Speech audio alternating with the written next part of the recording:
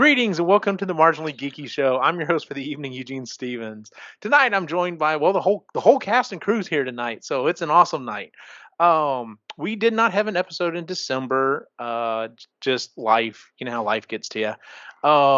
And instead of doing the book we were going to do, we're actually going to do a first for us, and hopefully it may even become like a recurring thing. I think it actually, depending on how well it goes, I'm looking forward to tonight's topic. We're going to talk about all the other books that we read or listened to over 2022 that we didn't talk about on the show. I've actually got quite a list, so we're not going to go super in depth, but I think it should be a fun show. So, how's everyone doing tonight? All right. All right. All right. Well, with that said, would anyone like to go first? What's a book that you read that we did not cover on the show? I'll go on. Yeah, why not? All right, Ray. I'm gonna start because there's one that I really, really enjoyed, and if you're Canadian, I think every Canadian should listen to this one. If you're not Canadian, you'll get a little bit of our culture on this one. Off the Record by Peter Mansbridge.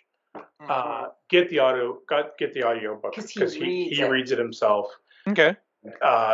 Prominent, like he was our Walter Cronkite. Okay, Like yeah. he was Him and he was the big.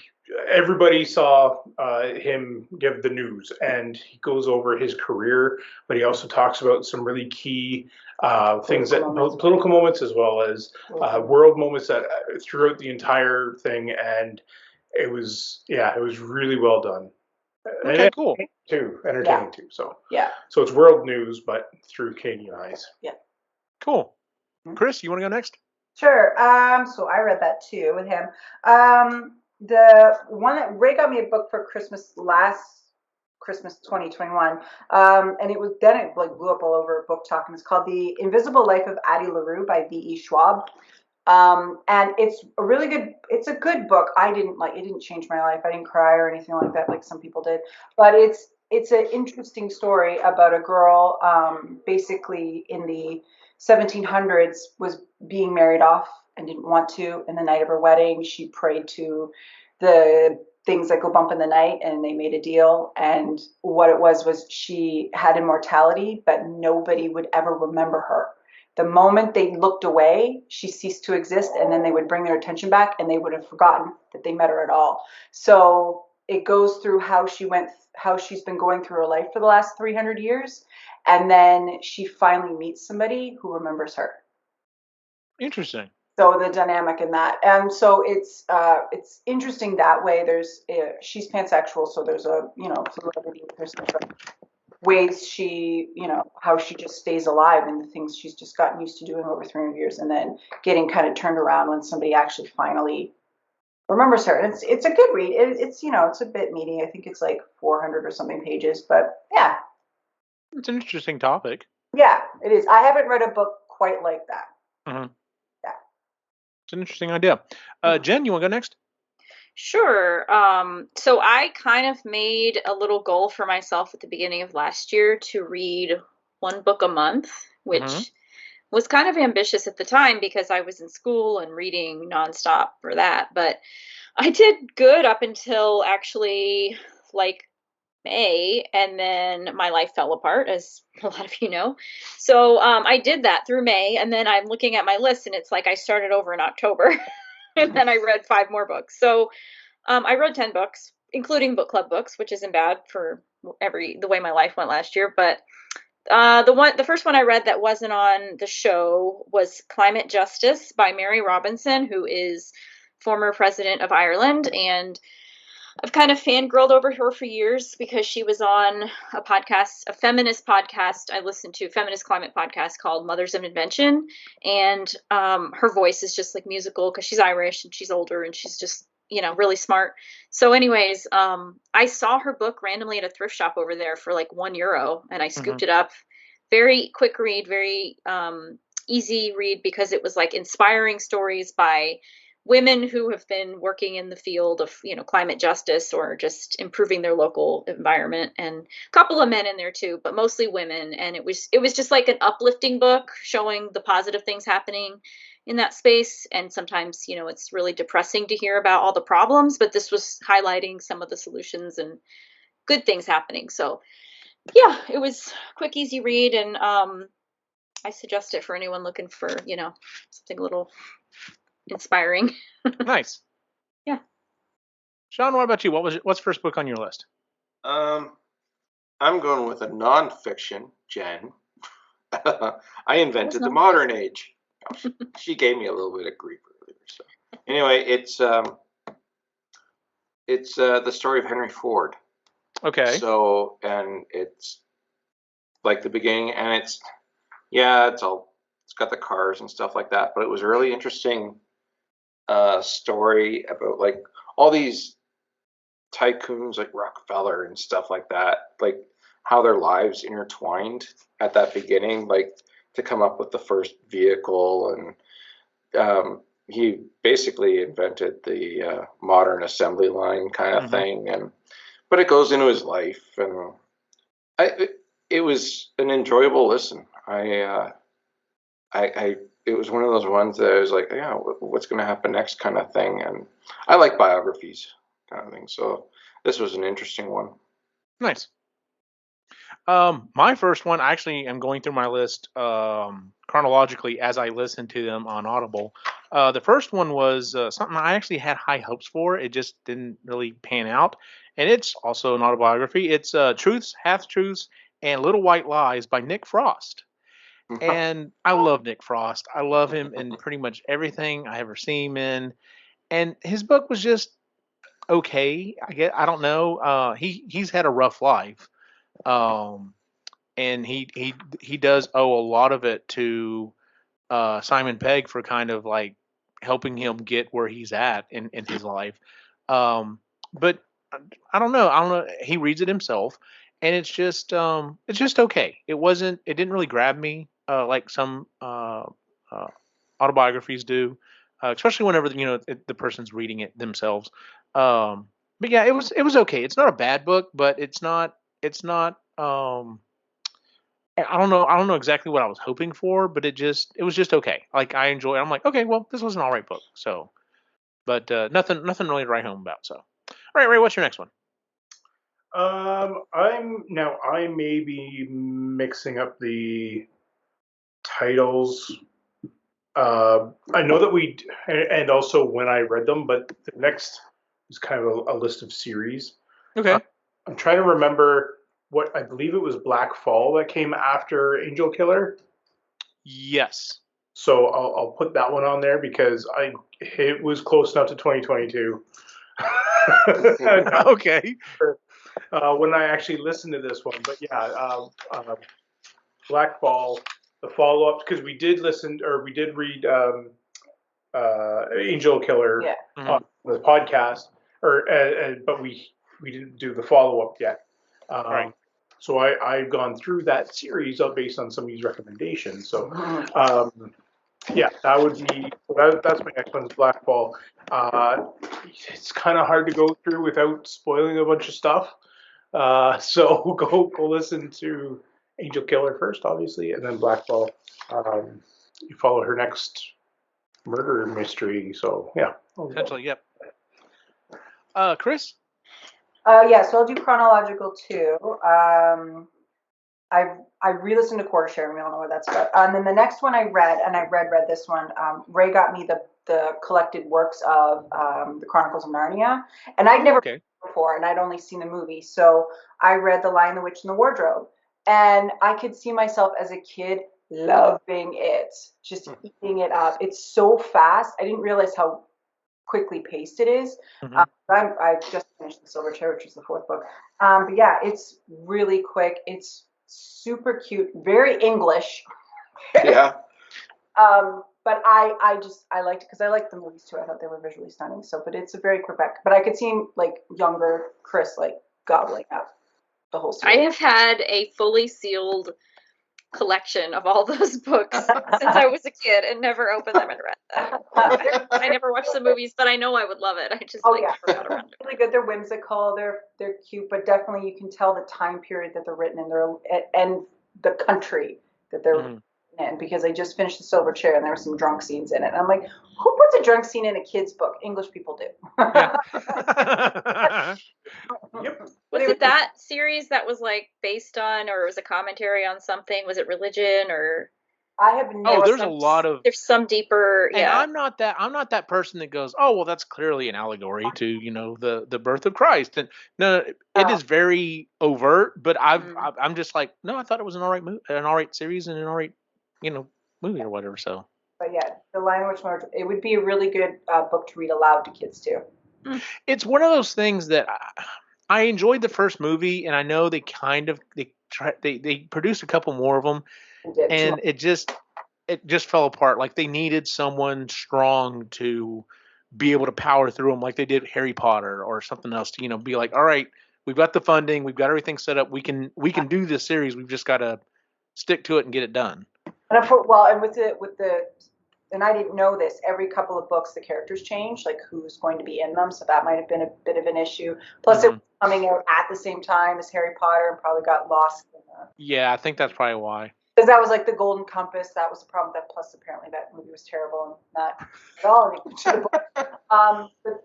But I think it's a really, really interesting, cute kids book. And The Silver Chair is my favorite, so I love that one.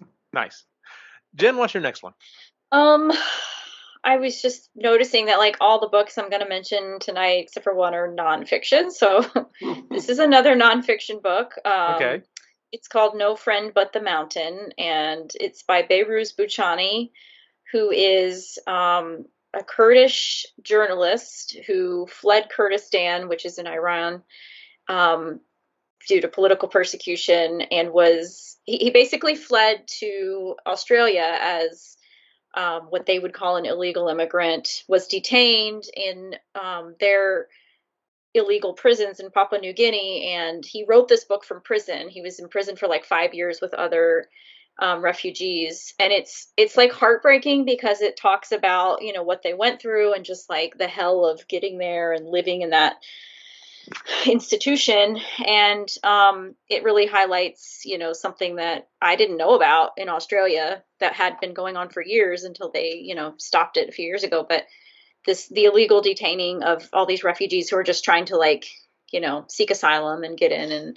And I found out about the book because we read an article for it in school, and then I had to read the book based on that. And it was just like really interesting and sad and moving. And it's like part narrative, part poems that he wrote, but it was all translated from Kurdish and Iranian, I think, because he actually texted this book passage by passage on WhatsApp from an illegal phone in the prison. So it's like really dark. And I was going to ask how he wrote the book from prison, but that's crazy. It was hard to figure out because he goes back and forth, but then I kind of read the, introduction by the translator, and he was like, yeah, he literally some of it was interviews, but he would just get text and then be dark for months and then come back and get all these texts at once. And sometimes his phone was, discovered. And I was like, how do you even have service when you're in prison? It's amazing, but now he was able to leave, and he's now living in New Zealand. I think he still doesn't have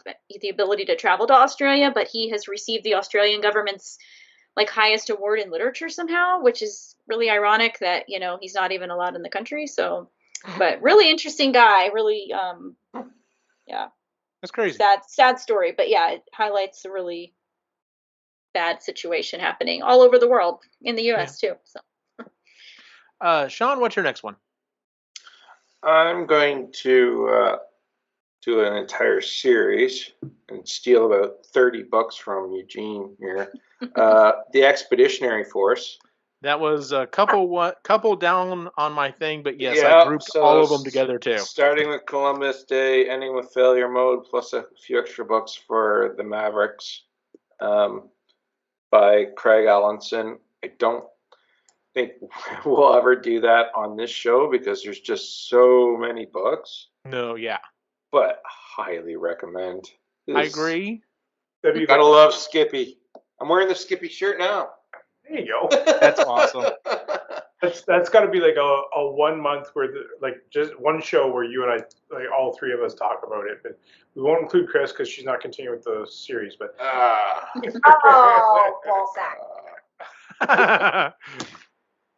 But yeah, the Expeditionary Force. If you're into science fiction and comedy, is great. Some of the books get like, seriously, we're doing this again kind of thing, but because there is so many of them. Yeah. But all in all, just a tremendous series. Ray, would you agree with what Sean and I were saying? Yes, it does seem to get kind of repetitive, and then you hit book 10, and then things kind of change. It's like, okay, we're still going to go into stuff, but we're heading in a completely different angle now. So book 10 is repetitive until the very end of it. Then it's like, oh shit. Yeah. Book 11, I'm not going to lie to you, it's taken me a little bit to get into it. Only because there's a lot of recap. Mm-hmm. There's a lot of like, okay, this is kind of what's happening. And there's a lot of like, oh, well, we're going to go do this, and well, nothing happened. We did, and nothing happened. It's like, okay.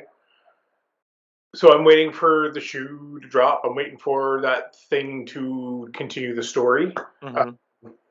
And it's not happening yet. And there's other books that come out that I want to read instead. Yeah. So I'm on book 11, but yeah, it's from book 1 through to 11, I'm there. Just 11 seems to be dragging its heels a little bit before it gets into the story. And just a tip to the listeners that actually do take this on: skip the radio drama. It has a lot of big names, but it just screws with you.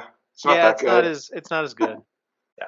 So I was thinking about it though. If you pretend that it's Skippy's version where he gets to hire all these actors, maybe that's the way to listen to it. The problem is that you already have the voices and all that built in your head, and then you get someone actually doing it that's different. It just totally. I agree with Sean. It did mess with me. I don't think it messed with me as much as it messed with him, but I agree. It was just like, this is not him. This is not him. Bad. I did like Zachary Quinto. He was good because he was a new character. Mm-hmm. So I didn't have an established voice in my head. So, and then whenever they talked about him, which was very rare, but I had that voice in my head. So Zachary Quinto, that was fine because he's cool. But the rest, established characters and then they change the voice. No, not cool. I will say one other thing. One of the reasons why I was able to do, it's like what, 17, 18 books or something like this in the series. Not jokingly. I know Sean said 30, but seriously, it's like 18, 19 books. It's ridiculous. If you're doing it on Audible, I don't know if this is still the case, but you may have to buy the first 2 or 3 books, and then there's a good section of them that are free. If you have an Audible account, for a while there, they were all free, and that's how I picked up a ton of them. Yeah, or they always come on sale too for like a couple bucks. That too. Caveat to that is that's only in the States. If you are on audible.ca, they weren't that way. Oh, I'm sorry. I kept an audible.com. I never switched to the CA. Yeah, I regret that. Yeah, I figured. My next one is also going to be a series, a much shorter one. It's the series name of the series is The Reckoners. It's 3 books: Steelheart, Firefight, and Calamity. It's by Brandon Sanderson. Okay, so here's the thing. I was reading it and I'm just like, okay, this is another take on what if basically like, superheroes were assholes or, they were jerks or whatever. And of course, at this point, I've already been watching The Boys. Yep. So, I already have, that or whatever. And so this is a much tamer thing. The other thing is I'm listening to it and I'm just like, God, there's a lot of whiny kids in this. I mean, why does it always have to be the young people that are going to save the world and everything else? And, get off my lawn. Yeah. And then Sean brings up something that completely helps me rectify the whole thing. He's like, that's a YA series, right? And I'm just like, nope, I must have missed that because now that totally fits in. I'm just like, so that's why he was so whiny and just like, oh, I like her, but I can't tell her. I'm just like, fucking man up, dude. Like, you have superpowers. Tell the girl you like her. Done. Yeah. I read that series too, and but I knew going into it. I did not. It was just an Audible recommendation, and it recommended it to me for at least a year or so. It was like over and over and over again. Like Brandon Sanderson, right? Yeah. Yeah, who also co-wrote and wrote the last of the Wheel of Time series. Okay. He was, when Robert Jordan was becoming ill. Mm-hmm. Brandon he picked up the ball. Oh, okay. He worked with him, and then his widow what's his name? Anyway, the widow gave Brandon all the notes to finish off the Wheel of Time series. I did not realize that was him. Yeah, I'd heard that happened, but I didn't realize it was him. And then I was trying to. Well, that's what drew me to that series, because I'm like, he wrote the Wheel of Time. And granted, I wasn't huge on the ending and all that, but at least he finished it, so he knows what he's doing. And then it was like, teeny bopper shit. Fuck. Yeah. And then after reading the first one, I was like, well, the premise is kind of cool. The characters are kind of stupid, but let's see where this goes. Yeah, I had to finish it, and I returned all 3 of those books. I was like, I will not come back to this series. Yeah. So anyway, the Reckoner series. If you're okay with it being a YA book, Sean's right. The characters are kind of annoying, but the idea is kind of cool. Basically, this thing happens and turns certain people into superheroes, but whenever it does, the more you use your powers, the bigger asshole essentially you become. Like you it's like your humanity is just worn away. And so it's like, well, are these people becoming superheroes because they were already assholes, or were these people normal people and now they've become assholes because of this? And so that is kind of interesting as they explore that. But keep firing assholes. Yeah, exactly. I just watched that video the other day. By the way, the boys want to watch that. I need to sit down and watch that with them. So, all right, Ray, what's your next one? It's been long enough. I need to watch that one again too. So. Watch party. So I did confirm that Blackfall I did read in January of last year. So okay, there you go. So I'll just go with the next one, which is The Naturalist from Andrew Mayne. What were your thoughts on that? So this is our introduction to the other character, essentially, that he intertwines with the other. Theo Cray. Yeah. It was interesting. The first book, I was a little bit annoyed with the main character, only because it took a while to get him going and actually get him into the process of wanting to dig into the detective part of it. Mm-hmm. So he was in the detective part of it. I'm like, okay, yeah, no, this is good. We can keep going with this. So I do remember taking a little bit though to actually listen to the main character and be like, not be annoyed with him. The author of it is Andrew Mayne. He's on a couple of different podcasts that I listen to. One of the scary things about this book is pretty much all of the statistics that he lists and stuff is real. Like, it's crazy when he starts listing off like how many people go missing and like how many probable serial killers that are out there that we just simply don't know about. It's scary shit, but it's like, oh yeah, this is not a statistic he just came up with. Like, he didn't just go, oh no, it's probably this many. It's like, no, he's talked to a bunch of he's talked to the FBI and stuff, and they're like, yeah, this is kind of what we're thinking. It's a series that Chris will never read. Never. Oh no, yeah. As soon as I recommended it to you, I'm like, this is not one for Chris. No, it is not. Thank you for thinking of me. Because it's pretty brutal. Yeah, if we ever do go to listen to these on the episodes, Chris will not be. I will not be partaking. No. Gotcha. Speaking of Chris, what's your next one? Hi. Okay, so I read 39 books last year, so I'm just trying to. Wow. 3 of them were only the ones that we read because I opted out of doing the Nathan Lowell stuff. So I guess I will talk about. So I jumped on what's known as the Eco-Tar Bus, A Court of Thorn and Roses, which is written by a woman named Sarah J. Maas. It is a romance, fantasy romance, specifically fairy porn. As So it's a short bus. No, 'tis the bus is gigantic, filled with a lot of moms, and it is. So it was like it's Like a big coach. huge jet with wine, A lot of wine. a lot of wine that I wouldn't drink. But so there's 5 books so far in the series. There's A Court of Thorn and Roses, A Court of Mist and Fury, Court of Wind and Ruin, Court of Frost and Sunlight, and then A Court of Silver Flame. The first 4 books take one specific character's point of view, named Feyre. The last book is from her sister's point of view, Nesta. Not as good. These books are very quick read. You blow right through them. Some of them are better than others.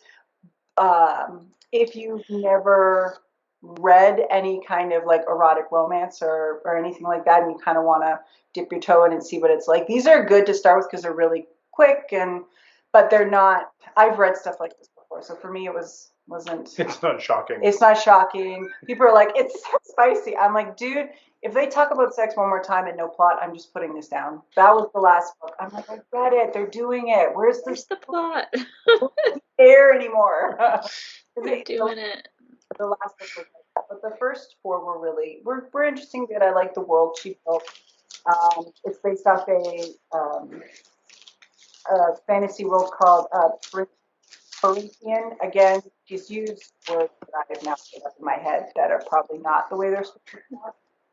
And the courts, it's divided up into different courts: spring, summer, fall, winter, day, dawn, and night.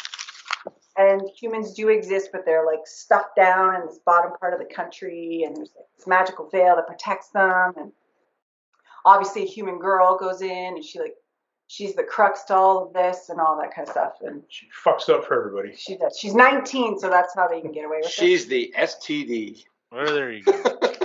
But there's like different people feel very strongly about certain characters, and there's like different teams and stuff. But if somebody wanted to just see what it was like, I would recommend that, just because they're readily available. They're quick read.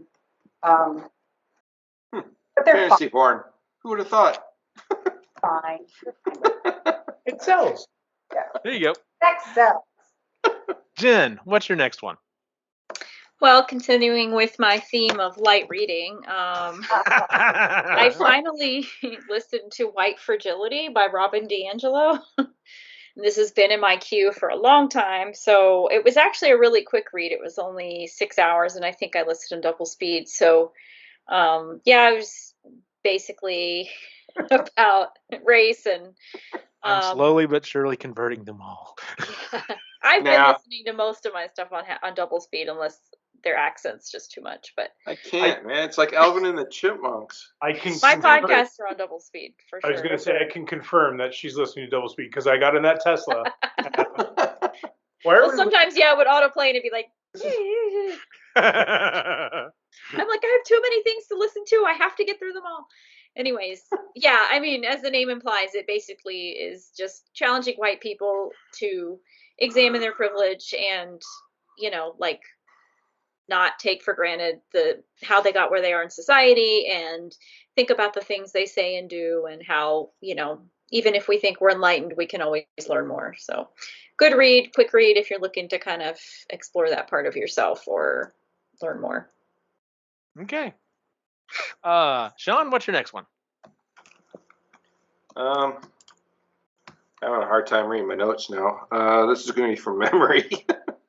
The Dark Elf Trilogy. So this is by R.A. Salvatore. And this was a throwback to my youth. I started collecting these. Mm-hmm. So it started out with the Icewind Dale trilogy. It was my librarian back in grade 6 that got me reading fantasy novels. He's like, you should try this, an Icewind Dale trilogy. So at that point, R.A. Salvatore had just started up, but he's a huge author now, and so that Icewind Dale trilogy, one of the characters was a dark elf named Drizzt, and he was so popular. R.A. Salvatore wrote most of his books based around him. And so this was basically his origin story, the trilogy. Mm-hmm. And like I've got all the books at home. Like I've collected them for a long time. So I decided to like listen to them. So I just listened to his origin story. It's a 3-book trilogy. And man, just even the author or the reader was so good, and it just the whole time I'm like in grade 7 again kind of thing. Nice. But it's not a young adult book. Like the series itself deals with very serious topics through, even though it's in a fantasy world and all that.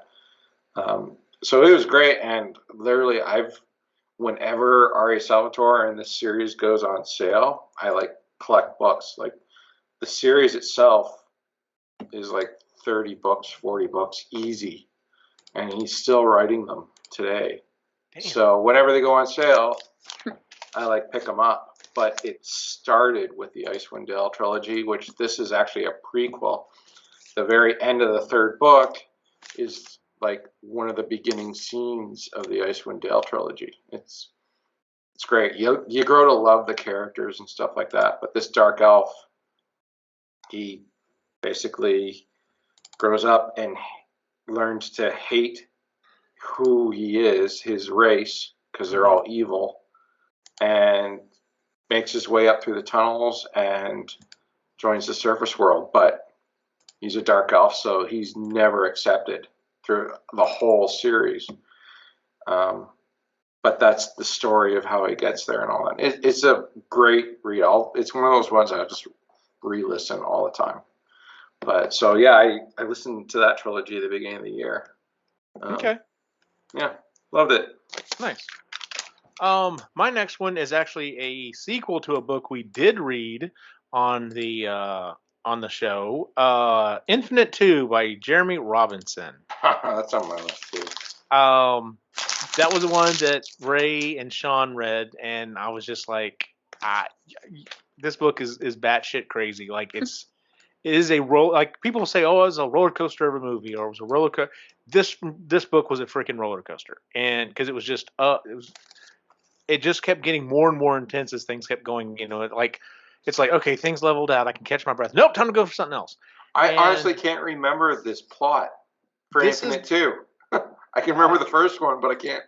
Yeah, Infinite 2 picks up pretty much kind of right after he gets pulled out, and I don't remember all of it as well. It's not as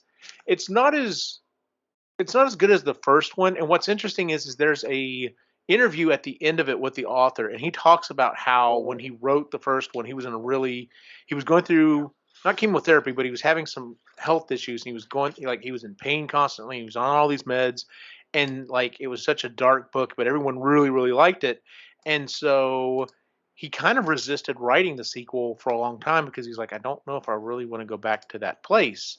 And something happened. He's just like, no, I think I can do this. Like I said, if you enjoyed the first one, the second one is okay. It might be worth reading it just so that you kind of get the quote unquote whole story.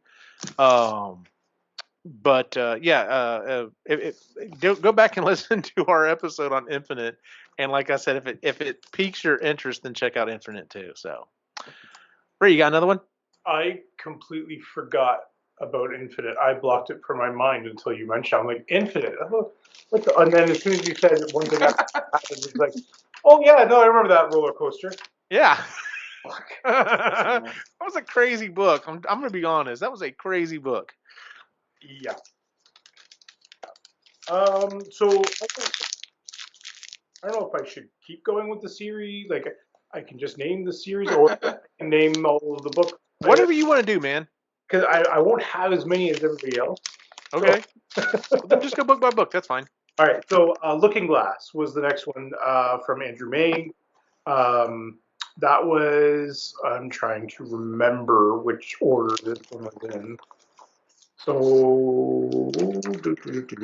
Looking Glass is...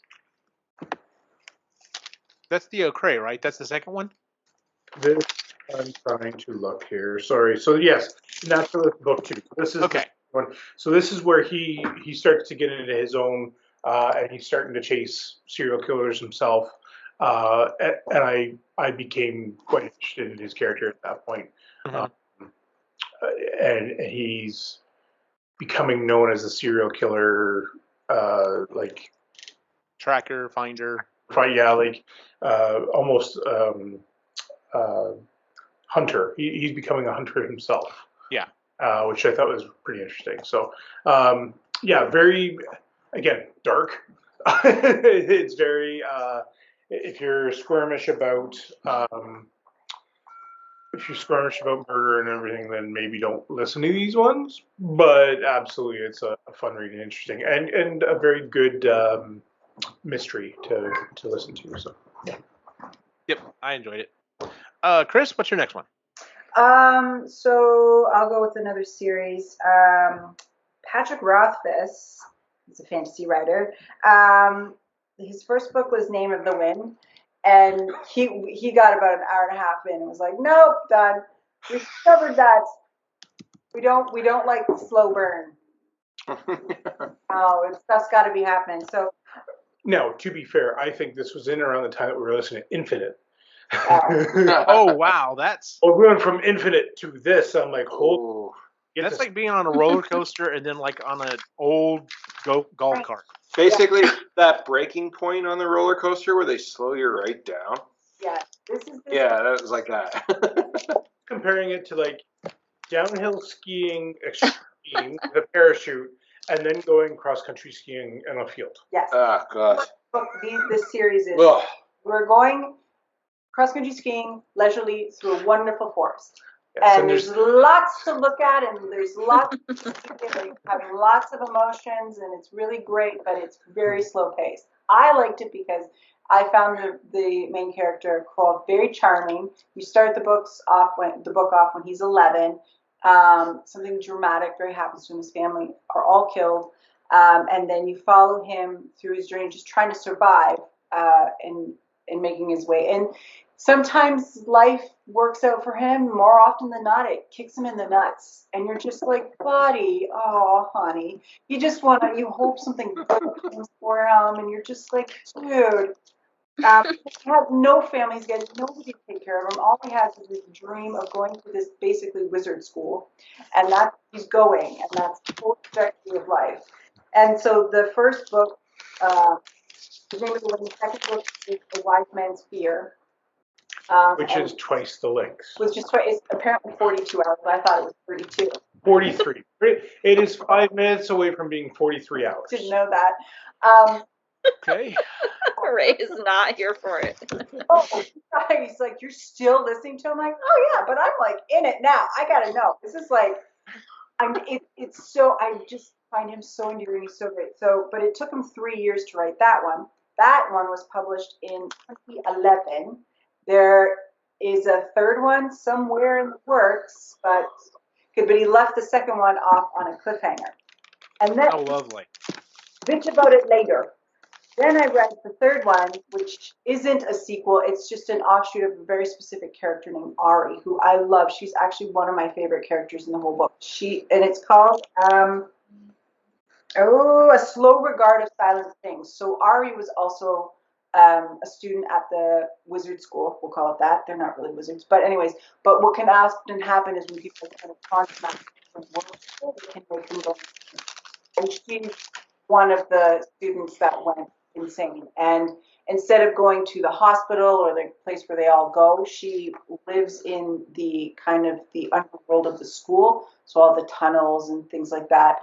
She's nuts, but she's so charming and she's so sweet and she's such a wisp of a thing. And it was just I've never read anything like you were reading a book from the point of view of somebody who's crazy. But delightfully crazy. Delightfully crazy. So sweet. You're like, oh, honey. That should be on the book jacket. Delightfully crazy. It's delightfully nuts, and I just loved it so much. And it takes place over 6 days, and you don't meet any other characters. There's no mention of any other characters. It's just Ari, and it's a really quick read, but it's my favorite out of the three of them. But Patrick has not written the third book of the series, and it's been 12 going on, 12 years. It's been 12 years, so we're waiting. Yeesh. So if you don't want to read it, the series, knowing there is no third book just yet, don't. But if you don't care and you're just whatever, you have other things you need to read, read it. It's a lovely fantasy book. Start it now, and you might be finished by the time the fucking. Because I've done the math. Don't be mad that I'm more patient than you. I've done the math, and at straight speed, it would. I work an hour away from where we live, so it takes me an hour there, an hour back. So doing the math, it would take me over a month. Yes, it did. To finish this book, listening to it every day that I go.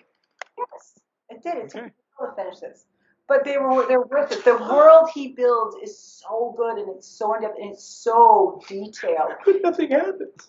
But so much happens. That's the thing. It's not. It's like Tolkien. You know, when Tolkien writes his battles, they're like a paragraph or a page, and then that's it. Because that's not really what the story's about. That's like stories about the blade of grass that's on the ground. That's way. It's important. The 12 pages of ballad and. Exactly. There's no ballad. But this whole time, all I can think of is the epic rap battle of history between J.R.R. Tolkien and what's his name that wrote Eugene. What's it called? I don't know. With the dragons and stuff that was on HBO. George Game of Thrones. He wrote Game of Thrones, and there's literally a line where he tells him, "We don't need to know what happens to every fucking tree branch." To Tolkien, and that's the whole thing. That's what's been going through my mind this whole time. Is Ray's just like, I don't need to know this. I don't need to know this. Really? Who doesn't want to read about battle scenes? Who actually finds it quite panic-inducing? I don't like that adrenaline. I don't like reading about people being impaled and stabbed and blood and go. I don't like it. So this is very nice. Thanks. I'm gonna look that up now. What? The rap battle. The rap battle. Yeah. Oh, it's fantastic. To me, it's very nice, which is why I like reading Tolkien so much, because it wasn't about the battles. They happen, but you're not reading about them. So that's like this one too. You're not reading about, battles and crap. It's about his life. It's nice. know. It's just. Oh, whatever. You suck. For I was 11, and my shoes got to be tied, and I forgot to tie my shoes. That's not what it's about. You're being crabby. I know. Haters gonna hate you. In all seriousness, I found that I struggle really hard with readers of that read really slowly, like the ones that take the time to make sure that they pronunciate every word very specifically, and there's a pause, and I can't stand it.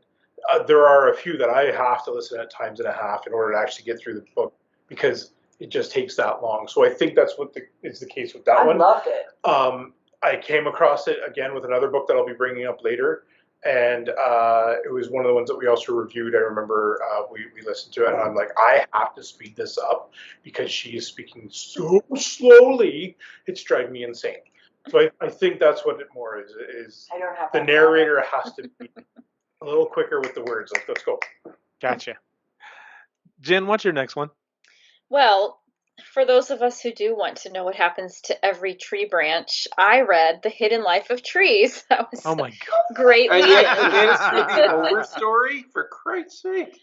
Didn't you learn enough from that one? This was a nonfiction book by Peter Hollenbein, I think. He's a German writer, German scientist. So I probably mispronounced it, but I've wanted to read this book forever, and once again saw it in a thrift store in Ireland. And it's funny because I don't normally read nonfiction as books. I usually listen to them, but I did read this one and the other two of the other three I mentioned, and I found it very interesting. It's awesome. Have you read it? I've read like the first 20 pages. Yeah. Well, it is. I read it. I have it. Yeah, it is very interesting, but yeah, it. If you're reading it, it took me a really long time, longer than it should have. But it's basically just about how trees have fungal networks that allow them to communicate and remember things and store sugars and like send help to each other in times of distress. And it talks about how forests, really rely on that community. A lot of people think of trees as like standalone creatures that live on their own because we see that in the cities, but he talks about how that's really not actually healthy for trees. And the healthiest trees are in the forest. And there's apparently like the largest cloned organism is a tree that has cloned itself in Utah, and it's just like this huge forest, and it's the same tree offshoot. So just cool stuff like that. And the largest living organism in the world is a fungal network that's like a mile or two long. Yep. So it's pretty nerdy, but I loved it. And he has another book that I have on my list. But definitely, if you like trees or you want to learn more about nature, check it out. Nice. Talking fungal, all I'm thinking of is The Last of Us. The Last of Us. Oh, scary stuff. Sean, what's your next one? I'm gonna go with another Jeremy Robinson book, Island 731. Now, I was hesitant on reading this one. Like, I like Jeremy Robinson. Some of his stuff, like his short novellas, are really, really good and all that. And he's the one that did Infinite, and so it's kind of hit and miss. So 731, I don't know. The history of Island 731. It was a real island. It's where the Japanese did all their biological and medical experiments during World War II. Some really nasty shit. Mm-hmm. Anyway, so this was a book on it with a different spin, that the island was never shut down. And it's the beginning of, I believe it's his Nemesis series, like getting into kaiju, like huge monsters, but like there's genetic experimentation on the island and stuff like that. Basically, they're shipwrecked on the island, and they find all this horrible stuff, and it's still going on. And there was some really freaky ass shit in it, and I haven't continued on with the series. I'm kind of waiting for them to go on sale, and kind of interesting to see where it goes. But getting back to, I don't know if it was Infinite or Infinite 2, but Infinite 2, where he's regressing through all those different lives. Yeah. Okay. So all those lives are from different characters in his other books. Really? Yes. And that's cool. The Nemesis, where it's the giant monsters coming to eat like the people that have committed sins and stuff like that. That's a part of this Nemesis series. So anyway, Island 731 is kind of the beginning of that. And so I listened to it, and there were some really disturbing things in it. And it was like, oh man, I don't know if I should be reading this, but all in all, it wasn't a bad book. It's, like I said, I'll wait for them to come on sale, and if they're like a couple bucks or something like that, I might pick them up. But it might be sitting in my queue for a while to read. We'll see. But there, Island 731 by Jeremy Robinson. Okay, that might be a path I might be willing to go down with you. So if you pick them up cheap, let me know, and I might. Yeah, I'll let you know. Okay, cool. My next one is a book from one of our favorites, Dennis E. Taylor, Roadkill. I was going to do that one, but this is essentially so we have done the Bobaverse books, and the reason why we got started on Expeditionary Force is because there is reference in them to Expeditionary Force, and there is reference in Expeditionary Force to the Bobaverse books. And this struck me as I really think it's just going to be a single standalone book. This struck me as Dennis Taylor's homage to what if he were to do a Skippy type character. I enjoyed the book. I thought it was a lot of fun. I don't know if I necessarily want to go down any future roads with some of these characters, but the ship character was just fantastic. I loved the ship. Great in this book. But yeah, so if you're a Dennis E. Taylor fan and you haven't picked up Roadkill yet, go check it out. It was worth the read. Yeah, it was fun. Still in my queue to listen to. Okay, it's you'll enjoy it. Dennis C. Taylor is a god among He's comedians. so good. He's like ranks up there with Ryan Reynolds. Wow. So good. He's Yeah, that's how good he is. Yeah, I enjoy his writing. It's in my queue. I just have not listened to it. So Speaking of which, I saw your comment. Yeah, I was gonna say I saw yours too. So his wife posted on the Bobaverse Facebook page was like, "Hey, the Bob would like to know what would you like to see going forward." And the first, I was like, "Okay, well, let me read the comments first before I make a comment." And I'm just like, "Yep, I'd like to see that. Yep, I'd like to see that." So my comment was literally just like, read the "Yeah, how about you listen to everything else everyone is suggesting, but honestly, just keep going. Like that's Yeah. just keep going." keep Did you writing. see mine? Yeah, I saw yours, and I was just like, yeah, I wouldn't mind seeing another Big Bad or something that I had could to really explain it to one, but yeah, make him mortal again. that would be interesting. The comment was because someone commented on it too. It was like, oh, it's like the singularity trap. I'm like, well, kind of, not really. Like, what I was trying to get at was like, give them some sort of thing that it'll kill a Bob, but it'll also kill the Bobs in one or two generations before and after as well. That would be So interesting. that they have to find out what's going on. It has no effect on the humans, so they don't care. Yeah. So it's strictly a Bob thing. But literally, And then- the first comment was the first thing I thought was, Yeah. I want to know what the hell scared Starfleet so bad. That's you have to. Yeah. You figure We've got to find that out. it's Taylor. He's probably already got that figured out. That's Oh, already in the works. But Yeah. Blaw's great though. You notice that Dennis really never comments on anything. It's just his wife. Yep. She's So, awesome, by the He's way. cute. Yeah. Yeah. Ray, what's your next one? Okay, so we're going to continue with that Andrew Main series, The Naturalist, book 3, which is Murder Theory. This one's interesting because he goes to an area where obviously a murder has been committed, and what they're finding is that people may be like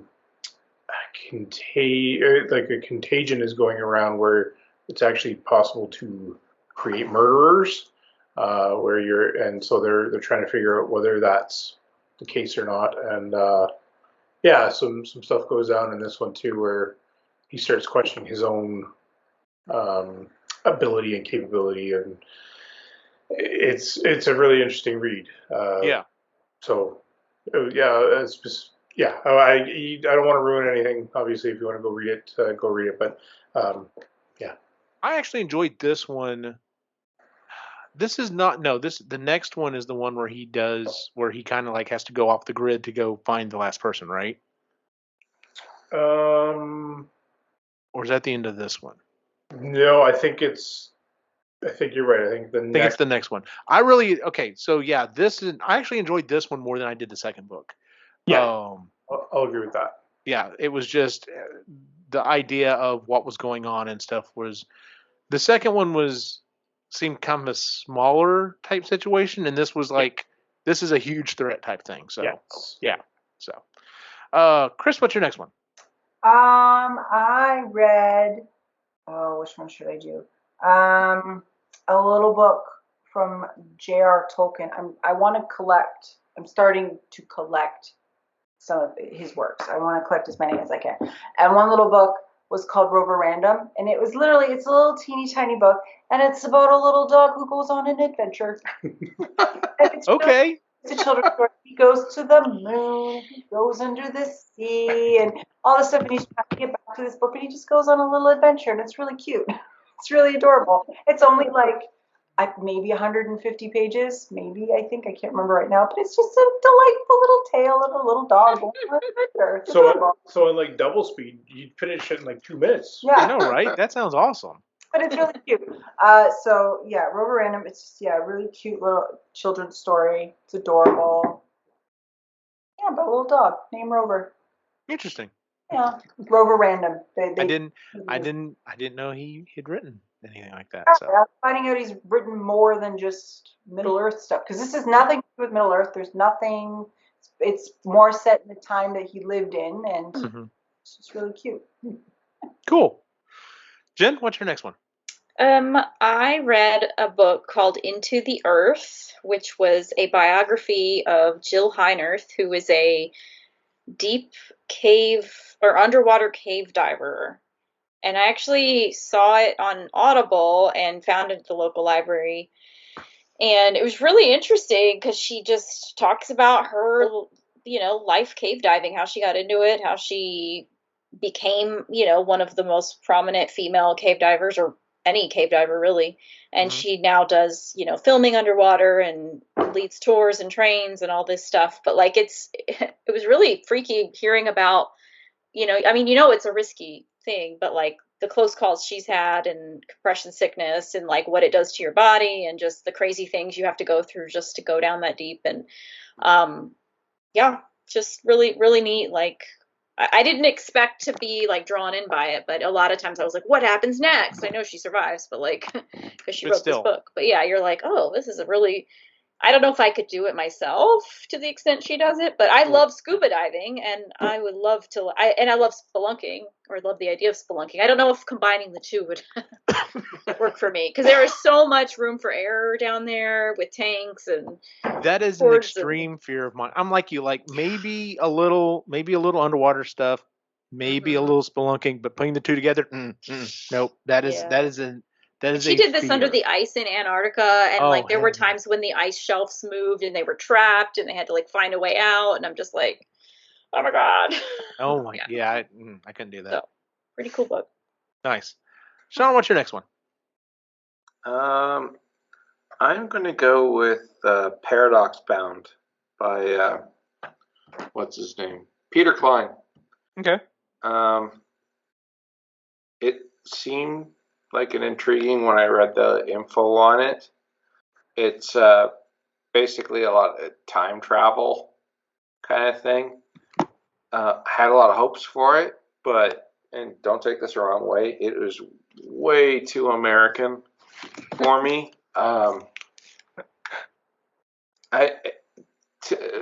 Unless you're like, you know what? I bet you even Americans, unless you were like the ultra right-wing patriotic, would probably say, yeah, this is kind of over the top. It was just like the whole thing is about America, and basically the world revolves around it, and it's all this time travel stuff. And it was an interesting theory, but all in all, unless you live in the U.S., I would probably avoid this one. Okay. From what you're describing, I'm thinking I'm probably going to avoid it anyway. Same. This time travel stuff, and like I figured, Peter Klein's usually pretty up there with but it just no. And I was like halfway through it, and like I'm a completionist, so I like just powered on through it. But I was like, I want to listen to something else. This is actually pissing me off. So yeah, I'm usually pretty laid back, but when I'm like driving and my speed slowly speeding up because I'm getting so angry that I'm like, no, I probably shouldn't be listening to this while I drive. Damn. Sounds like it. Yeah. My next one was a free one that was through Audible. Sometimes you can get those free books. Mine is Dead Silence by S.A. Barnes. It seemed intriguing. It basically, this group finds this what should have been a lost pleasure cruise spaceship, essentially, and everyone's dead on it, and people start going crazy, and they're trying to figure out what the hell. Like, they start finding records and stuff, and it's like, well, the crew like lost their mind. Everyone on the ship lost their minds and was like started killing each other or whatever. And it's just like, well, what the hell caused this or whatever. And the final explanation's okay. I just don't think it stuck the landing extremely well. But for being a free book, I thought it was all right. So if you've got an Audible subscription and you're just looking for something to kind of fill the time, it's not a bad one. I would give it a recommend, but I wouldn't don't expect this to be like your new favorite author or series or anything. So, Ray, what's your next one? So my next one, I was just reading up because I can't remember if this is the one where he meets the other person or not, but I do remember. So this one is again, it's the naturalist. This is book 4. Andrew Main again. This one's called Dark Pattern. Yes. This was the one where he had to kind of go into undercover a little bit, try and get his name out of the mud. And he's going after it. So he has an algorithm that's trying to predict where serial killers are. So it's looking at people that have died suspiciously or even not suspiciously. And he's used that to kind of track what he thinks is a serial killer, and he's chasing that person down essentially and trying to um, fall into a trap, I guess would be a good way of saying it. So it happens. I didn't care for the ending of this one. It did seem a bit rushed at the end. It seemed not only was it rushed, he literally gives up everything to try to accomplish his goal. Yeah. But that also includes the woman who has stuck by him all this time, and that was hurtful. I mean, granted, I'm not the person that's like, oh well, they're meant to be together, and if they're not together, I'm not going to be happy about it. But I'm just like, man, that kind of sucked that happened. That part did suck. I remember now listening to it. I'm like, I didn't like that part of it, but because he's become obsessed with Yes, trying to capture serial killers and just totally negates his relationship with this woman. So she was fully supportive of him going after these people. She couldn't handle it anymore because he goes way too far in this one. So yeah, I agree. So it's like, I like you as a character. Why are you doing this? Why are you being an idiot? So like those people in your life where it's like, would you just listen for like 5 minutes and you'll have a great life? Yeah. Chris, what's your next one? My next one, I guess, it's a part of a book series called the Pendragon Cycle, called Merlin. So the first book I read over 2 years ago now, called Taliesin.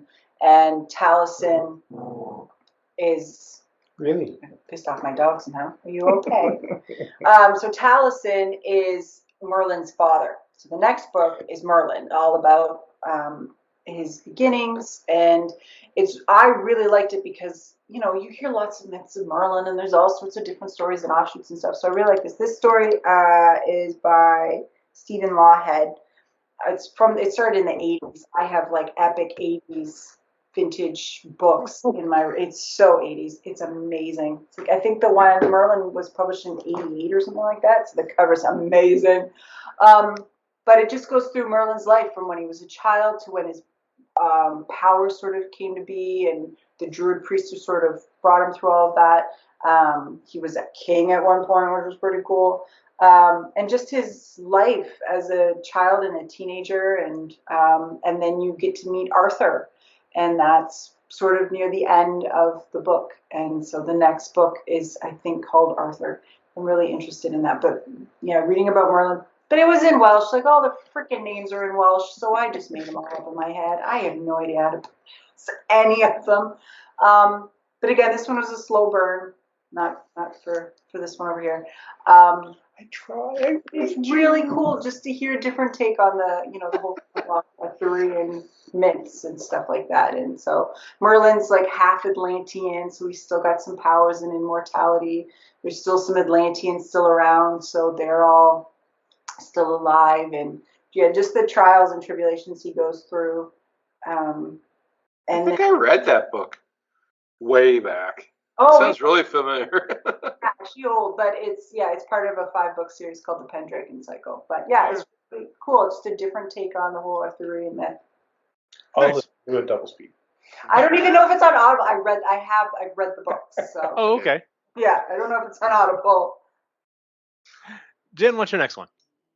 My next one I didn't actually fully finish because I just couldn't get through it. But I got like 3/4 of the way, and unlike Sean, I just couldn't power through. But it's called Chesapeake Requiem by Earl Swift, and it sounded really cool because it's about Tangier Island, which is this tiny little island between Maryland and Virginia. That's technically part of Maryland, I think, but they're very isolated, and they are known for like being the soft crab capital of the world, but also for having a very distinctive accent that is, I guess, one of the most similar to the original people that came over here because they're so isolated. And they've been living on this tiny island, fishing and crabbing and, doing all the things for generations. And it was a very in-depth history of the island and the challenges they're going through and how like their island is basically being submerged by water. And it was just really frustrating for me because I visited this place with my grandmother and I thought it was really cool. She's the one that, taught me about it and like brought me there. And I was super excited. And then he starts talking and the people are just like very conservative and anti-climate change and all the things you would kind of expect, I guess, from a small rural population, but it's like you're literally living it. You're like sinking into the ocean and you don't think it's climate change. They're just calling it, rising sea level and all these other names. And they're just talking about the astronomical amount it's going to cost to fix this and blah, blah, blah. And I'm just like, I don't know. I was just like really frustrated by the point that I stopped and then I checked it out from a library, a digital version, and I didn't want to mess with renewing it. And I was just like, it's not worth more of my time. So, the guy did a good job. I was just frustrated with like what he uncovered on the island itself with the people's attitude towards everything going on. So yeah, didn't get through that one, but I got most of the way, so that's why I included it. The seas are rising. Let's burn all the trees, make the land lighter, so we'll float better. Like they're still voting for politicians who are working against their interests in climate area. I don't get it, but whatever, Well, Anyways, Sean, what's your next one? I'm gonna go with another biography. Empire of Imagination, and it's the biography on Gary Gygax. Oh, okay, yeah. So if you're a D&D fan, I would highly recommend this one because apparently you would figure there'd be more definitive like books written on Gary Gygax. You would think so. But apparently this was like the first because all of them were like bits and pieces and all that. So this is like basically from his birth right up to after his death, really. It was like I always wanted to get into D&D. I tried a couple times with the boys, and I haven't had the time. I guess I'm a bit of a late starter, but my son he's a dungeon master, and he does it online. He's made friends all over the world being a dungeon master and all that. So I was trying to get more insight into it because it was huge when I was growing up. I just never got into it for some reason. Yep.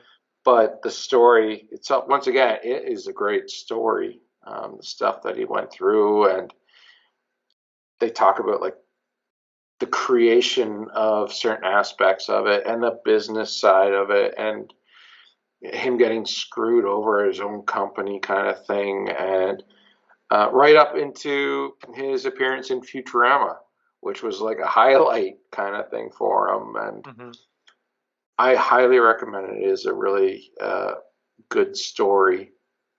Even if you're not into Dungeons and Dragons, it was well worth a life story to listen to or read about. So once again, that's the Empire of Imagination by crap. Like I said, I can't read my own writing. It's Michael something. We will look find it up. My next one is the first book in a series. I'm still debating whether or not I'm going to continue on with the series. It's by Brian Parker. It's the first book is the Immorality Clause. Futuristic setting. This guy's a cop. He doesn't trust essentially robots, and there's been a killing at this. Basically, it's a robot pleasure den, And so, of course, the first rule is that robots are not supposed to hurt people or whatever. And then like this guy is killed, and then it's okay. It's very the reason I was attracted to it was it's very noir. So it's like it's set in this dystopian future where um, um, they've created sex robots and robots to do other stuff or whatever. But like this guy's very a noir type, detective, and it just kind of seemed like an interesting idea, and it's okay. Like I said, I don't know if I'll continue on with it. I may give the second book a shot and then kind of judge from there if I'm going to keep going with it or not. So, but yeah, it was kind of interesting. It was one of those things. I was looking for something, and I was like, oh, I don't really want to do anything horror right now. And Audible was like, well, maybe you would enjoy this, and I'm like, well, maybe I would. So I gave it a shot. We'll see. So, Ray, what's your next one? So my next one is the introduction to um, Theo Cray and Jessica Blackwood, where they meet. Yes. So this is called Mastermind. Mm-hmm. So the Jessica Blackwood series, she was a former magician who becomes a detective. The naturalist is the gentleman who loves to look into serial killers. So they join forces because some shit's going down, and so as the shit's going down, I will warn you, if you're one to get wrapped up into conspiracy theories, maybe don't read this one. Because some of the shit that he talks about is like, fuck yeah, no, I could see that being real. Yeah, it's scary stuff. It's like, oh no, yeah, no, I could totally see the government doing that, exactly that, and yes, this could be, yep, that totally makes sense. Is this the one where Manhattan is under a dark electrical cloud. there's the they come across the thing that's running the Yep. simulations or whatever? Yep. So, yep. Yep, that's a scary idea. Like, oh, don't let anybody in the government read this. Yeah. They don't need any ideas. They don't need any more ideas. Fuck. So yeah, it was really interesting read. Again, okay, Audible, please. If you have a set narrator for a book, and she or he has a main character, and that character is in another book, get that narrator to narrate as that person, because in this book they got both narrators to speak. One read the chapter if it was from the male point of view or the female point of view. They got them, but they didn't get them to narrate the individual voices. And the speaking parts, it just takes you out of the book sometimes. I'm like, fucking, they were reading it anyway. I don't want her version of his character when the original guy has got to be right there. Like, literally just be like, here, read this, you read it, and it would be, yes, it would take more editing, but for fuck's sakes, it would help with the story. Oh, God, yes. So please, Audible, would you just okay, fucking do it? Like, oh no, I completely feel him on this, because I was just like, sweet, we're gonna get both of the characters together, and they got the original voice actors, and then like Ray, I'm just like, why are you reading the entire chapter as her voice as well? This doesn't, yeah. But yeah, it's interesting because there was an interview with the author, and Andrew Main was like, they were asking him, well, who would you like to read? And he's like, well, what about this person and this person? They're like, oh, those are good picks. He's like, yeah, they actually read the previous books. Apparently he was working with someone new in the company at this point, and he's just like, well, that's a little scary. God. So, yeah. Chris, what's your next one? It's a book called Ruination by Anthony Reynolds. It is a League of Legends book. So Quinn is in full League of Legends mode in his journey, and he likes to talk about it. And it seems like a very the reason why he likes it so much is because it's not predictable. There's always something new happening.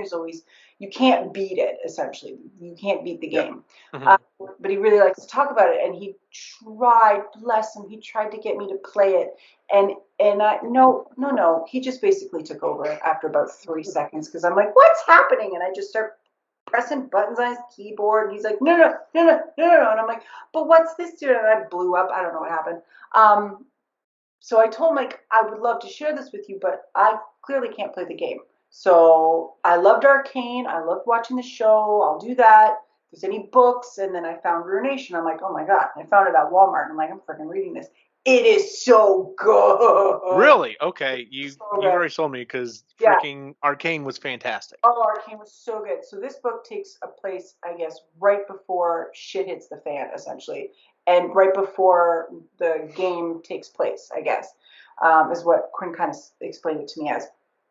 But it's so good. So the main character's name is Callista. She is the aunt of the new king, Viego, and she's such a noble character, but sometimes you just want to smack her, and you're like, okay, I get it. You're trying to be loyal to the king, but he's being a little punk right now, and somebody needs to punch him in the throat and tie him to a chair so he can't make any more of these bad decisions anymore. Stop it. And she there's lots of characters. It's so good. There's a wee hint of a love story, just a wee one, and I'm like, oh, I wanted more. But you knew, if you play League of Legends, you know how it's going to end. And I did. I kind of knew a little bit what was sort of happening. But now I can talk to Quinn about it. I have like a vague understanding of characters and things like that. So I told him, I said, the next time anything comes out, if it's as good as this, I will read it. And it's quick paced, lots going on, lots of really cool characters. I really, but it's not like, how Arcane's sort of set in a dystopian sort of.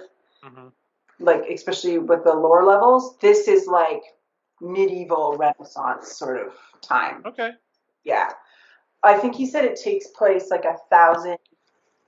No, I could be wrong. Maybe 1,000 years before the game is supposed to take place, or the Arcane. I can't remember. Anyways, it's a big gap of time. But now I understand the game a little bit better. Not that I'm ever going to play it. No. But we've learned our lesson. But yeah, it was really good. So, Ruination by Anthony Reynolds. Really. Okay. Jen, what's your next one? My next one is called A Book of Bees by Sue Hubble. It's semi-autobiographical. It's a very short book, but it's just kind of about her experiences as a beekeeper. But it's a little dated because she writes it, I think, in like the 1980s. So it's before cell phones and a lot of the, technology that, not necessarily beekeeping technology, just in life. But yeah, it was just neat because it's kind of her perspective on the work she does and connecting with nature. And I found it at a thrift shop and sounded interesting, and kind of just wanted something that wasn't too heavy and that was, nature. You guys can see a theme in what I'm reading, but yeah, so no, not nothing too exciting, but just a nice, easy read. Cool. She goes through the season, so like what she does each season. And I've always kind of been interested in beekeeping. I just don't know that. I mean, I'm definitely not in a place in my life right now, but down the road, a long, long time from now, when I have land and time and expendable income, maybe. But that's even after your experiences with your house. Okay, that wasn't the same. The bees found a little hole in the side of my house and decided to set up shop. But like, this would be intentional. True. And I would get to keep the honey. So okay, that is true. But like, I'm not one of those people that freaks out when a bee lands on me or near me. And if you're calm, like she even talks about it in the book, like if you don't freak out and start breathing heavily because they're attracted to carbon dioxide, and when you breathe out really heavily, they'll like panic and sting you. But if you're just like really chill, usually they'll just inspect you, and when they realize you're not a flower, they move on. Unless you have sugar or soda on you, then you're out of luck.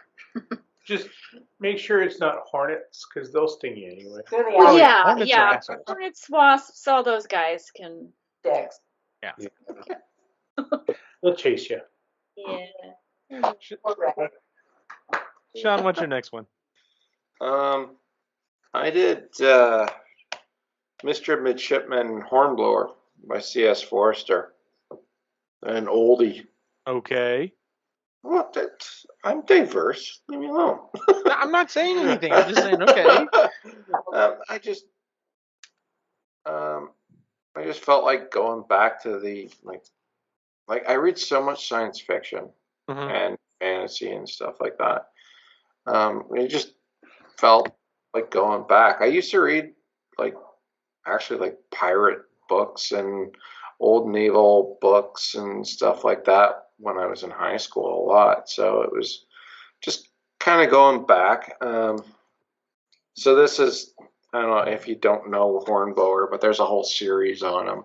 So this was the first one where he's basically, he's got nothing else. He's got to go into it, and he goes into officer school. So he becomes like the midshipman and all that. And it's a series of short stories to get going. And I found it on Audible, and I was like, oh, well, let's see how the audio version of it is, because I had read it long ago. So it was really good. You have to be able to get around the language because it is Old English. But yeah, for me, it wasn't a big deal. I got into it really quickly and all that. And it was pretty cool. It did. The audio version of it was still really good. I think even A&E did a series, Horatio Hornblower. Yeah, and it had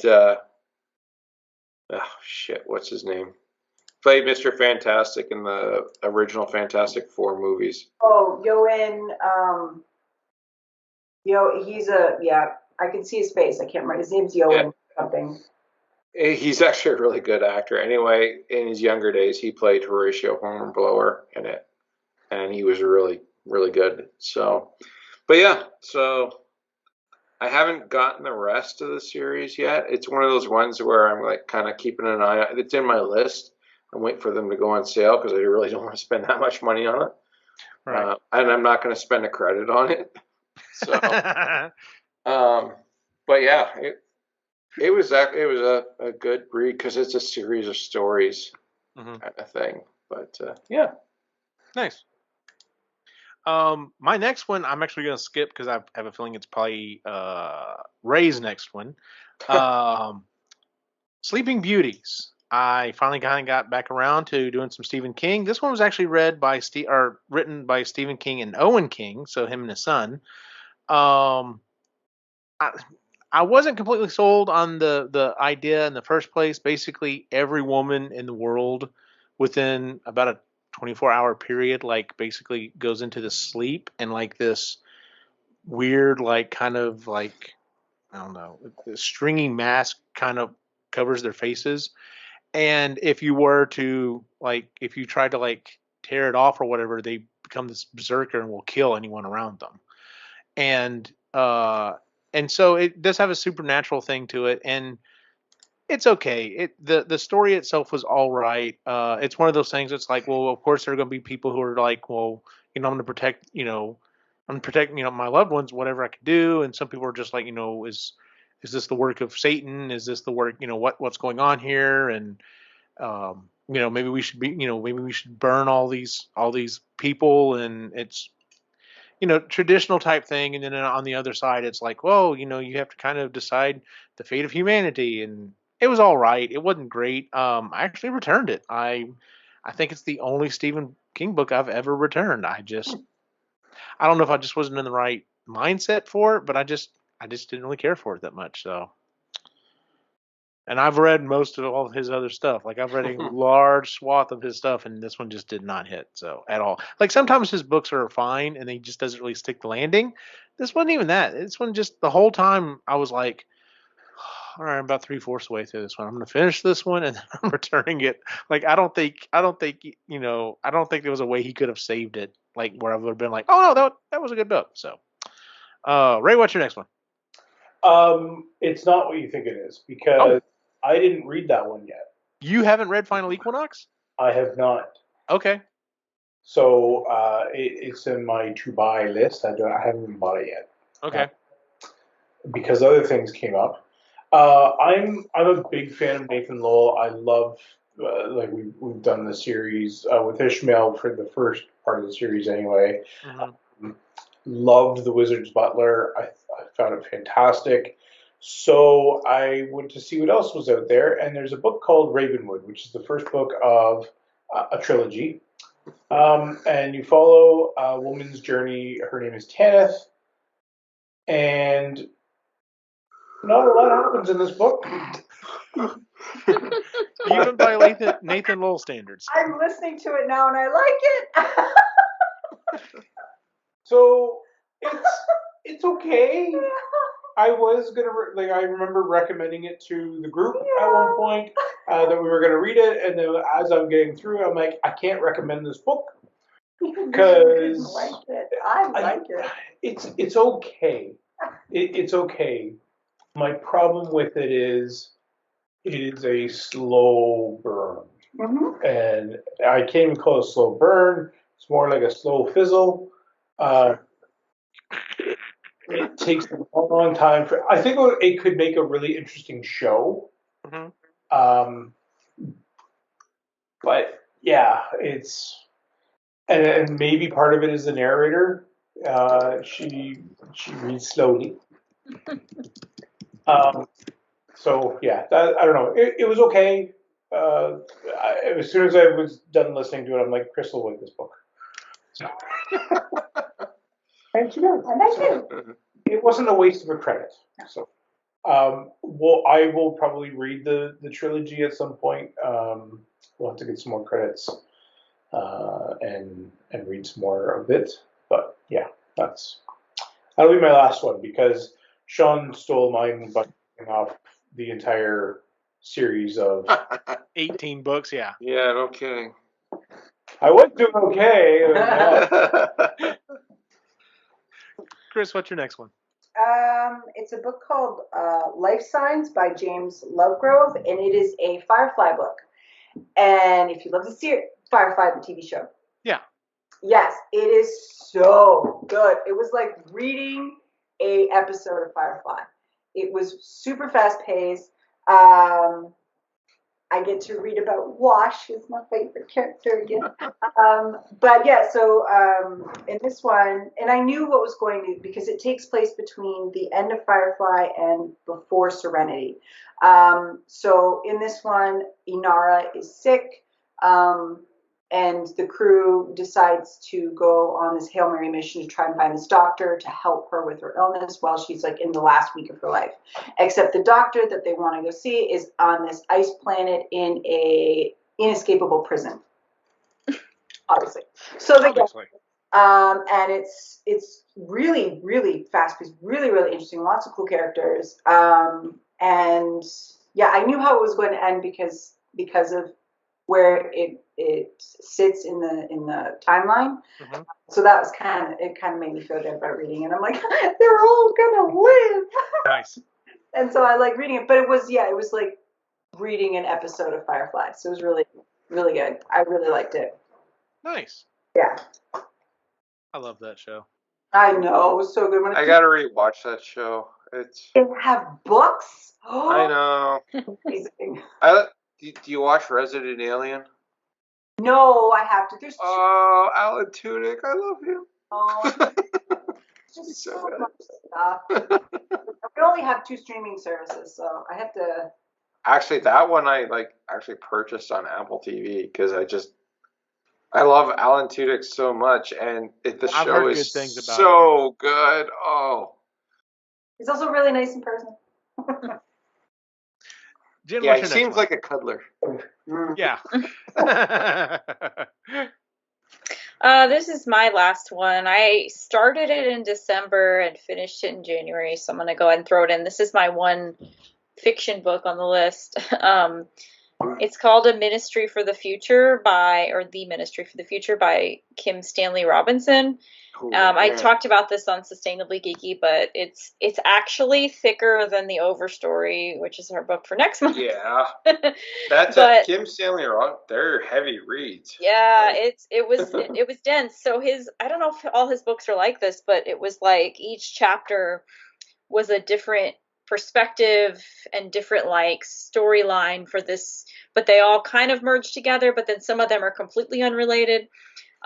So it was kind of the way it was, framed was like it takes place in the near future, so like 20 to 40 years in the future, and it's just like one version of how things could go when the climate starts to, well, it already is unraveling, but like when things start to go bad. And he's kind of, so I actually read this because it was a virtual book club book for the Grist Looking Forward book club, and I thought, what the hell, it'll give me a reason to read it. And also, the author was on it and he talked about it, and he said that he's kind of known to write sci-fi books, but he's more of a utopian author versus a dystopian author, and he put a heavy emphasis on he wants to put hopeful solutions out there and not like angsty, sad stories all the time. Now, the book was dark in places. I'm not saying it's like all sunshine and rainbows. There was some violence and like shady things happening, but overall, like the message of the book is humans are smart enough to fix this. We can do this with like concerted effort. But he goes into like a lot of economics. I'm not into that, but I get it. I get why it's important and we need it. But I will say, like, a lot of what he talks about, I think I understand better because of the graduate program I was in, because we just talked about, economic and social issues that he brings up. And I was like, oh, I kind of see how that's tied together now. So anyways, it was interesting. Cool.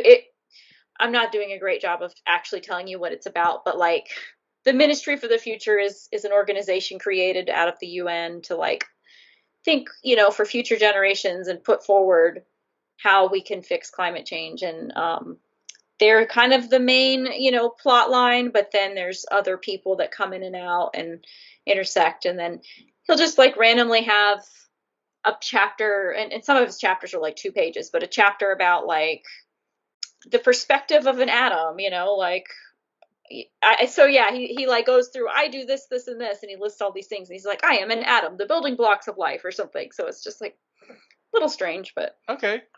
Yeah. Have you read the Red Mars series? I haven't read any of his books, so okay, I need to check them out because I've heard they're really good. I have too.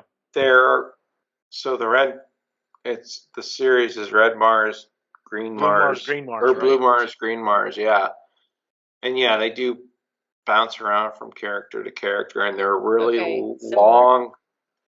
It's a long process. Like it's a heavy. Yeah, you're kind of like, where does this go, or how does this connect? And they, in the first series, they accidentally discover how to cancel our telomeres from chopping off, basically immortality. Mm-hmm. They accidentally discover immortality, but they don't. They keep it to themselves, the group of 100. So those first 100 colonists become immortal and are there through the whole like terraforming of Mars, or some of them. They start battling each other, kind of thing. But anyway, that gives you a long perspective of like terraforming Mars. Now that I think about it, I should have recommended it to you a long time ago, Jen. Sorry. But hey, okay. I think you might enjoy it. You just give yourself time. Yeah, I would read more of his books, but much like I suspect Overstory is, since it is from multiple perspectives, I think it's better for me to physically read it because I need to see where the breaks are. And when you're listening, it's too hard to tell, oh, we switched. Oh, that's... Yeah. I haven't listened to it because I've got it. Physical copies, because I read them. Yeah. Geez, I was in my teens when I think I started reading them, which is probably too early. I think I reread them later on when I was older, but because there's a lot going on. It's crazy. Yeah. Well, and like, what was the book we read? The Power. It was kind of like that. What did they call those? Like ensemble, where you've got like different things happening, and then all the stories come together. Yeah, I remember So what you're like, talking about.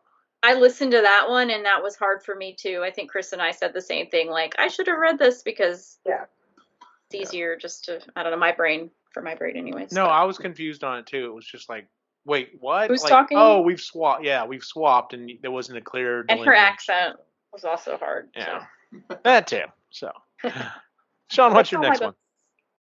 I'm gonna go with, this is the beginning of a series. Didn't read it too long ago. Final Days. I might have brought it up in one of our other Marginally Geekies just at the end what I was reading. And so, once again, it's a science fiction. You can tell right off the bat it's the beginning of a big series or whatever. I've only read the first book. Basically, this ex-cop or ex-military guy or whatever, he's divorced and in shithole, and the world is like basically ending. It takes place over like a couple days, and it's basically like all the news reports like, yeah, we're gonna have tsunamis and earthquakes are gonna wipe out, and there's this deadly fog killing off people. Like the world is basically saying, humans, you're done. And his daughter gets kidnapped, so cops are no help because every police force is like dismantling, like everyone's going home praying to Jesus and like being with their families as the world ends. So he's looking for his daughter, and it basically turns out that it leads to believe that the world is ending because of like this billionaire is like kind of sped things along and is creating like a Noah's Ark kind of thing. And he's collected the best and the brightest, and his daughter just happened to like get caught up in that, and he finds out. And it's a very predictable kind of book. Like it was like some teen like read like a whole bunch of these apocalypse books, and they're like, I can do it too. And so this is the first book, and like within the first chapter, you're like, I know how this is going to end, and it may not end right there, but you're like, oh, there's a book too. Okay, well the ending must be there because like it's following a very formulaic principle for these doomsday ones. The billionaire has all the money. He's like creating like this way off the planet, and that's what they're like. Yeah, it's a way off the planet. It's going to terraform. He's going to take the best and brightest, and like, man, like within the first few sentences, you could kind of figure out what's going on. So that's why I haven't gotten the rest of the series, even though it only takes place within like a couple days, and like it ends on a cliffhanger. It's not much of a cliffhanger when you can figure out what's going on. So it's like I might have even returned it. I'm not sure, but I was like, let's give it a go. It was, maybe it's going to be good. You never know. If you don't check something out and try it out, you might miss something great. Unfortunately, this one wasn't great. This wasn't one of those times. yeah, it happens. Yeah. Real quick, so the one that I skipped over, I'm not going to go into it a lot because I know Ray will eventually read this. Final Equinox. This is book 2 with the two characters. Whenever you read it, we'll talk. Okay. The next one I will bring up is I was just kind of looking for something to read and was looking for something kind of in the realm of something being scary. So I read The Exorcist, and by William Peter Yachty. Anyway, it was okay. Like, I mean, the movie does. It's been a long time since I've seen the movie, but the movie does follow it pretty well. They, of course, it being a movie adaptation, they do change things in it. I thought it was okay. If you enjoyed the movie, or it's just kind of interesting to you, I'd say it's worth checking out. But if you're not a fan of the movie, or it's funny, books never freak me out like movies do. There are very few books that there's ever been a scene that just kind of like, okay, that's kind of messing with me. So yeah, the whole time, the movie freaked me out as a kid, and I'm reading the book, and I'm just like, yeah, okay, yeah, that'd be kind of scary. So it is what it is. So, but yeah, so if like I said, if you have an interest, check it out. If not, whatever. But The Exorcist. I think Ray said he was done. Chris, do you have any more? So I read, like I said, a bunch of books. I reread Harry Potter. Let me see. I write everything. I write down all the books I read and when I finish them. Do you keep a spreadsheet like Eugene probably does? I write them in my journal. It's in her journal. It's in my journal. Okay, this one was kind of interesting. It's called The School of Mirrors by Eva, depending on how you pronounce it, Stanchnak. And it's a historical fiction based in France around sort of the start of the French Revolution. And it's about this girl who sort of gets pimped out to the King of France. But this was an actual thing. These girls, it actually happened. These girls were right on the cusp of womanhood. A lot of them got pregnant. And as soon as they got pregnant, they were shipped off. They were no good to him anymore. But he must have had a thing for young virgins or something like that. But it was very interesting just going through her life and how she came to be and finding out that her father was actually the King of France right around the turn of the French Revolution, which is not what you want to have happen, because then you're an instant target. But yeah, it was really interesting. I love monarchy. I just love it. I find it fascinating. So for me, just to take a look at the French monarchy at that time and the revolution, it was just really interesting. So if you like historical fiction, yeah. Nice. I think that'll be it because everything else is just. She read a lot. I read a lot. Nice. Okay. Sean, do you have any more? I got one more. Okay. I went back old school once again, trying to recapture my childhood. I started listening to Little House in the Big Woods by Laura Ingalls Wilder. Oh. Yeah, I read the entire series. So I used to go to my grandparents' dairy farm every summer. I got shipped off there to help out for the summer. And out in the farm, like predate like the telephone, I guess. I don't know. It was a long time ago. But one of the things I found looking through the closets was my mom's old set of Little House on the Prairie books.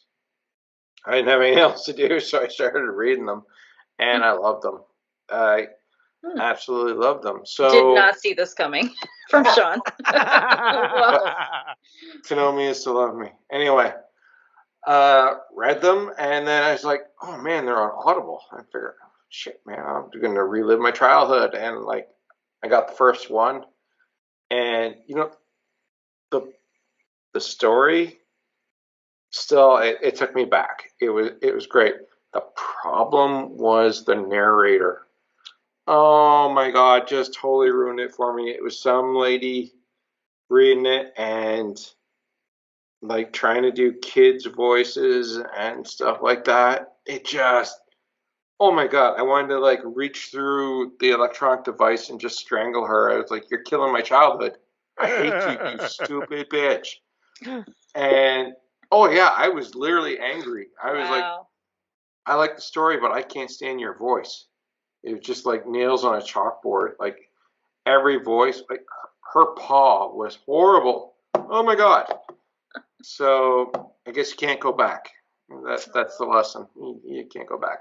Granted, gotcha. I still have those books, so I really want to. I think I'm just going to have to read them again. So you could physically read them. Yeah, sounds like it.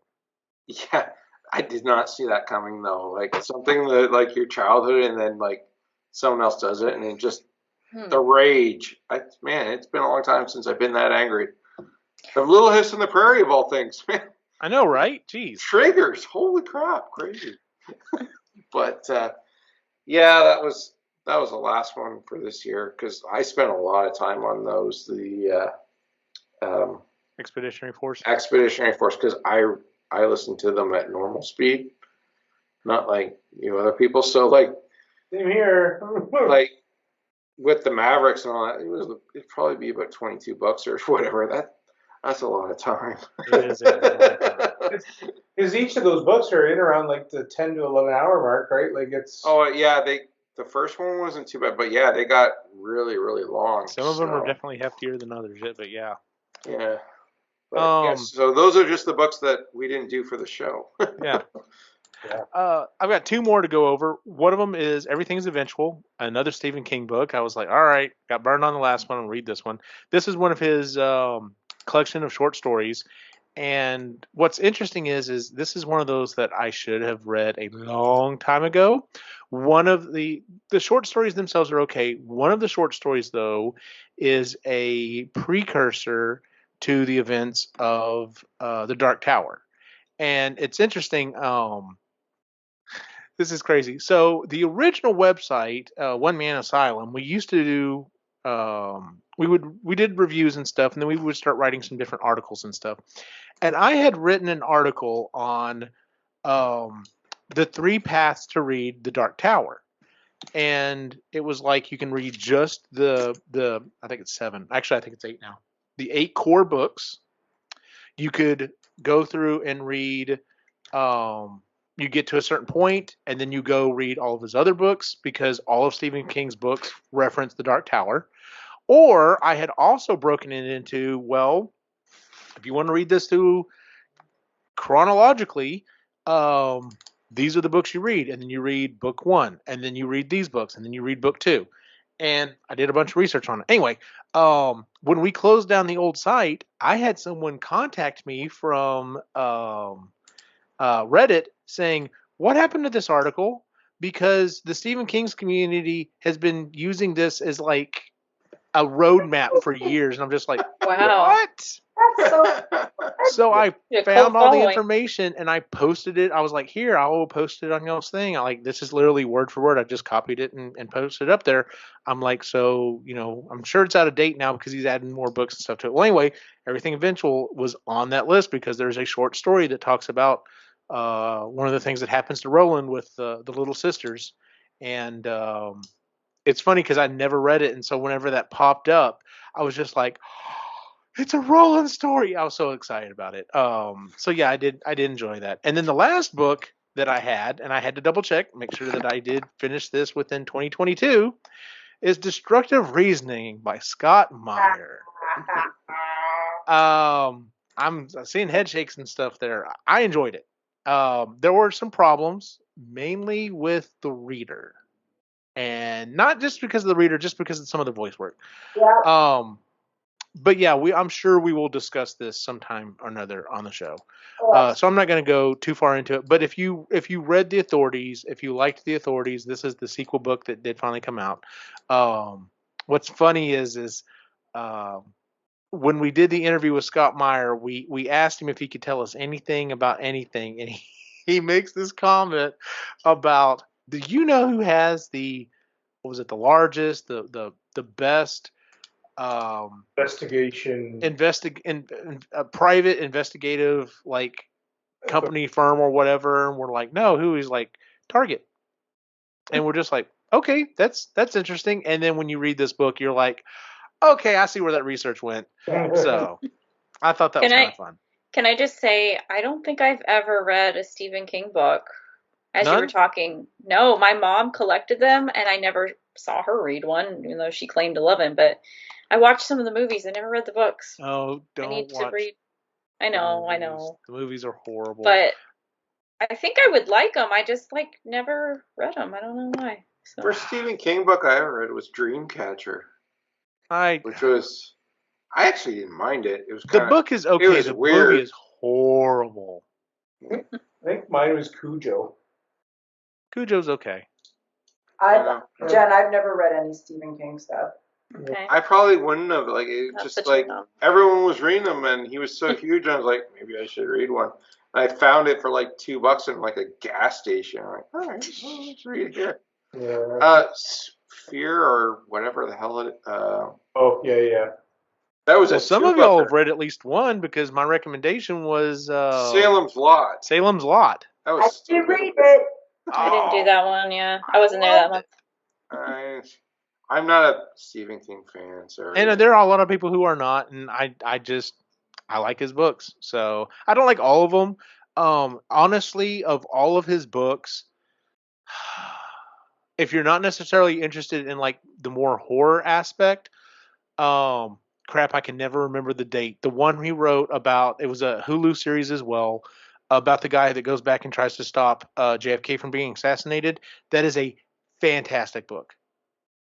It may be one of his best ones because he worked with his son on it to stick the landing. Did he do Tommyknockers? Yes, he did. I see. All I could think of is that made-for-TV movie that had Belky in it. Yeah, like I said, the movies are. I don't know. I'm not a. And even then, like, it is okay. Like the first this first It movie was fantastic, and the second one was just. The second one didn't hit as well. All I can think of is like that Family Guy episode where Brian accidentally hits him, and as he's flying through the air, he's like, "This would make a great story," and he finishes his story before he hits the ground. Yep.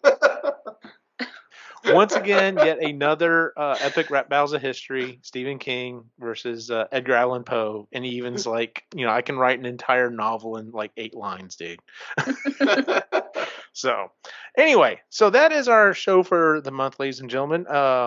Real quick, well, let me go through. So, our next book for February is The Overstory by Richard Powers. This was Jennifer's pick. And then our book for March will be A Darker Shade of Magic by V.E. Schwab, which is Chris's pick. So, and real quick, is there anything else anyone has been reading? The only other thing that I've read, and I didn't put it on there because I technically read it in January, I did finish Earthside by Dennis E. Taylor. And I'm reading Outland right now just to refresh myself. there were points in this book that I was like getting like emotionally like tense, and I'm just like, I don't know. This is a lot of heavy stuff. I don't know. I felt that way about Overstory. and then I ended up finishing the book, and I'm like, nope, I like this. I like where it's going. But yes, we will definitely be talking about that one as well. So, like I said, anything else anyone want to throw out there? Currently reading, or that we read last year? I am reading a lot of psychology, sociology, different articles because I'm taking a course right now in organization behavior, and there's some heavy shit in there, but it's fascinating because it's shit that Chris and I talk about once in a while. So I have lessened the amount of time that I can read this stuff because I am currently in the course until April. Gotcha. Nice. I did the Overstory. Number 1 in customer service, which is going to be my pick when we get to it, by Larry Correia. It's about multi-dimensional insurance agent. That sounds fun. It's read by Adam Baldwin. Really? Okay. Oh my God, it is so good, and you should read it right after Overstory just to kind of mellow you out. I can't wait for Jen's take on this one. It's going to be so good. Can't wait. Well, like I said, that is our show for the month, ladies and gentlemen. If you would please give us a 5-star rating on iTunes, Google, Stitcher, wherever it is you listen to the show. You can find us at epicallygeeky.com, where you can find the other shows we do, to include the Epically Geeky Show, the Creatively Geeky Show, and Sustainably Geeky Show.